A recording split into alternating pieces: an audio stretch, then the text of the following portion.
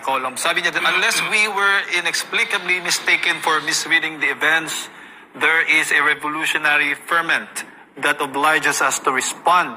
The sooner, the better.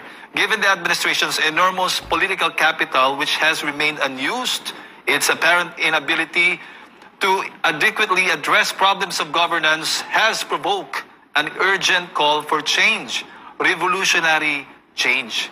Absent a clear succession mechanism to take over when the government fails, there is a rising call for a transitional, revolutionary government. Ano ba itong revolutionary government?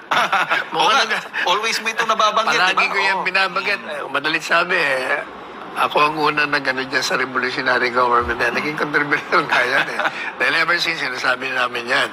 Kasi alam mo, nung tatakbo pa lang si Presidente, diba sabi ko, 10 taon ang kuniligawan niya.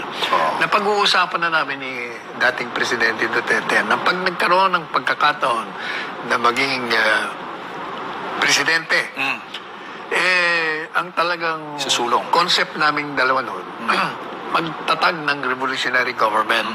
Tanggalin muna yung Kongreso, pansamantala upang ang lahat ng kapangyarihan ay mailagay sa Presidente. In fact, hanggang ngayon, yan ang aking sinusulong kasi nakikita ko na nagiging useless ang Kongreso. Dahil nagiging sagabal. At kung maniniwala ka sa mga malarinig mo sa lahat, sa social media, sa mga galaw ng mga senador, mga kongresista na malala ang korupsyon, talagang gusto mo palitan ng ang sistema pampolitika. Umanap ka ng iba. Kaya yung sinasabi ni Kit, hindi na bago yan. Matagal na natin sinasabi yan Kaya palagay ko, kasama natin to.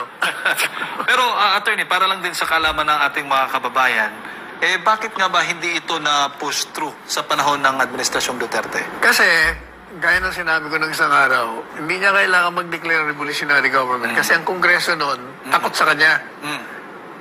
So, walang sagabal. In other words, yung agenda ng Duterte administration, ginagawa ng Kongreso. Sinusunod. Kasi alam nila, pag hindi sila sumunod, siguradong abolish sila. Kasi sinabi na ni Presidente Duterte nung nangangampanya, pag kayo ay naging sagabal sa mga pagbabagong nasa isip ko, ipapasara ko kayo. Tumatak yun. Kaya okay lang. Kaya ngayon, nakikita mo na medyo wala na nga itong wala na sistema natin dito sa gobyerno, lalo na dito sa Kamara, kaya napapanahon na ganito. So magdidepende pa rin, attorney, sa magiging Pangulo ng ating bansa.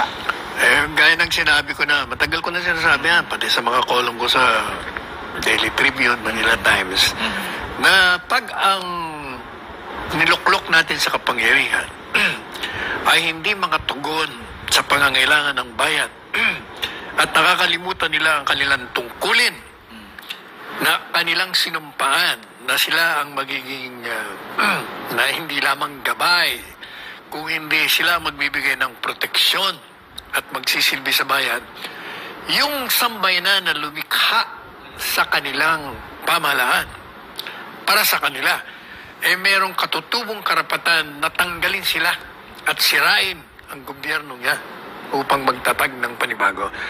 Matagal ko na kung sinasabi yan, there will be a political upheaval if the powers that be will not change their evil ways. Sigurado mangyayari yan.